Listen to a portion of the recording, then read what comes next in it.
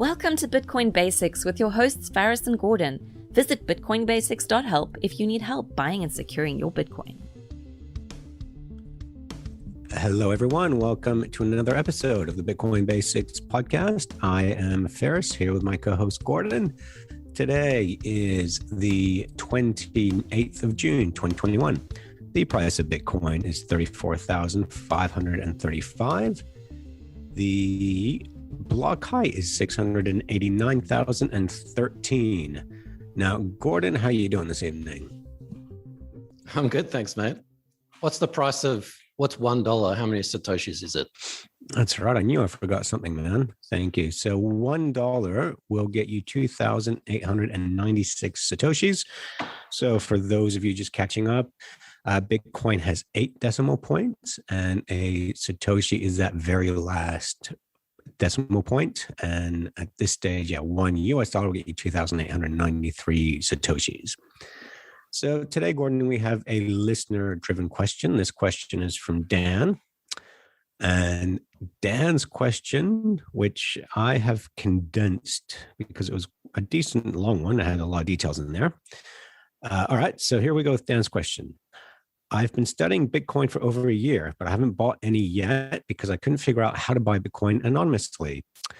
Let's say if I purchase a Bitcoin from you paying cash using my Bitcoin wallet on my iPhone, what kind of personal data would Bitcoin retain from my Blue Wallet app and iPhone?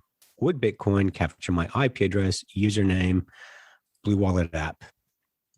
And what kind of data would transfer from your phone and wallet? So here I'm presuming when Dan's saying, would Bitcoin capture my IP address? I'm going to presume he's talking about the Bitcoin blockchain. And I'll differentiate between the app that he is using, the wallet app that he's using, and the blockchain itself. Did you know we provide a help desk at bitcoinbasics.help? Do you need help buying Bitcoin on an exchange or transferring your Satoshis to a Bitcoin wallet? Perhaps you need assistance with setting up a desktop, mobile, or hardware wallet.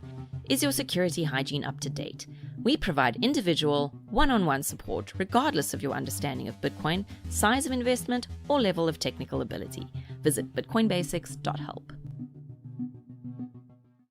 So the blockchain, so what we're going to do, guys, is I'm going to give a generic, quick response, and then we'll get Gordon to dig down into a little more detail here. So from my understanding is the blockchain itself, it's the information that's gathering is the sender's public address and the recipient's address. So that is the account that the Bitcoin wallet's being sent from and sent to. There is a transactions involved in there as well. That is the mining component that's involved. So essentially it's like sending from one address to another. It does not have blockchain will not keep track of the app that it's sent from. It does not keep track of your iPhone IP address.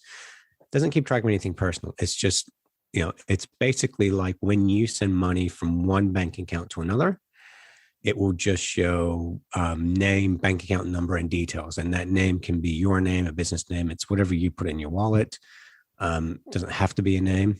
So it's the same thing with the Bitcoin blockchain. It just records the sendee address, the recipient address, the amount of Bitcoins, and sometimes you can include a note. The app that you're using, they may contain much more information than that. The IP address of your phone or MAC address, all this different kind of stuff involved, the metadata, time of day, all that kind of stuff will be involved depending on your app. So there's 2 different players here. One is the blockchain, which just keeps track of how many Satoshis from what address to which address, the time, the block height, that's the transaction involved, and the transaction fee. But as far as your personal details from your device, that doesn't go into the Bitcoin blockchain, but the app or wallet that you are using may contain that information. Gordon, how did I go with that one? Perfect, Faris. I think you covered absolutely everything, and I have nothing else to say.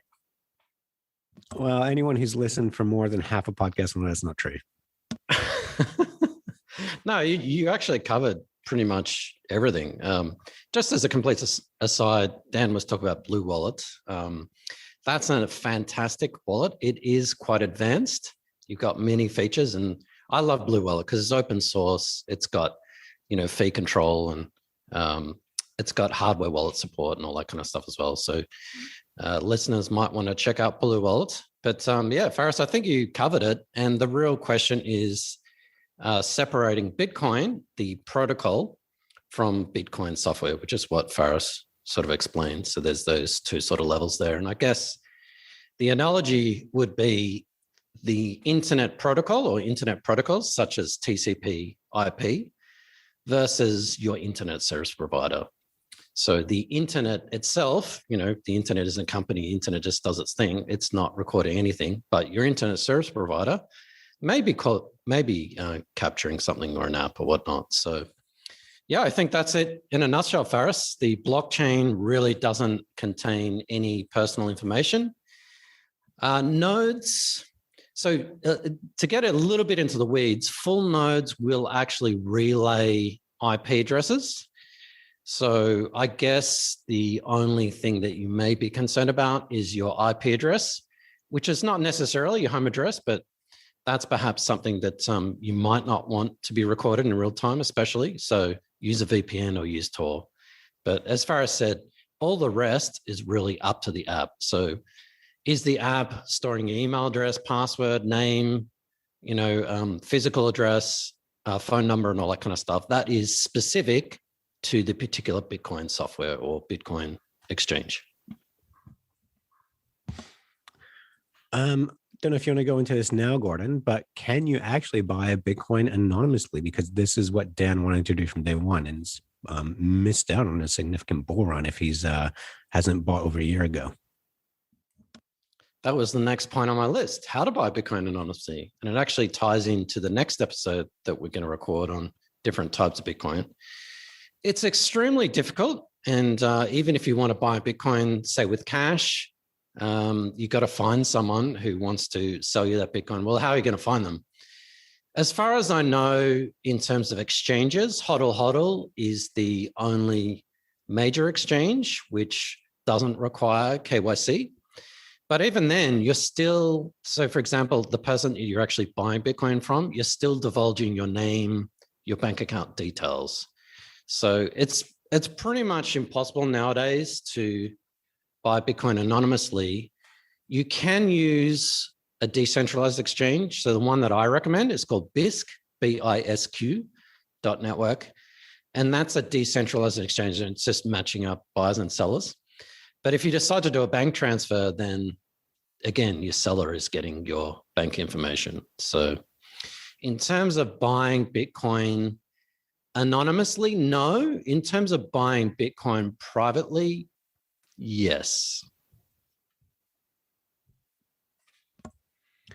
So when you say buying, well, sorry, first and foremost, when someone's referring to cash, I don't presume in this day and age they're actually referring to physical cash, because I know early days you used to have to buy Bitcoin that way. You'd meet someone in a dark alley, hand them cash, and then they transfer Bitcoins on the spot to your mobile wallet or hand them to you on a USB stick or something like that. Those are the days. But today when someone's saying cash, what are they actually referring to? Yeah, they might not be referring to cash, but for example, on say something like Bisq.network or some sort of a decentralized marketplace, you could actually say, and it's quite rare nowadays, but you could actually say, I'm in this major city. I'll meet you at Starbucks and buy, $100 worth of Bitcoin. They would need to know perhaps your name, or they would see your username on the exchange. But as long as you are both there at the same time, you could do that anonymously. You could hand over cash and they send you Bitcoin to your wallet without any identification. But nowadays, that's pretty much non-existent, and you're probably more likely to be meeting with a 3-letter agency rather than an actual person who wants to sell you Bitcoin. And I cannot emphasize this enough. As Gordon just said, please don't go to Starbucks. It's not coffee. It's just sugar and water. I agree, mate. I'm not on board the Starbucks train. I'm really not. You brought it up. You could use any example in the world. As a meeting place. So yeah, I know it's sugar water. That's horrible. If you enjoyed this podcast, please subscribe, like, and share so we can find others like yourself. But yeah, that's basically what Dan was asking. And he basically needed to separate Bitcoin protocol from the Bitcoin software or the Bitcoin app or the Bitcoin exchange. But yeah, I mean, as all this stuff, Faris, use best practices. If you are paranoid, and you should be about your security, then use stuff like a VPN, use Tor, use, say, a Linux computer.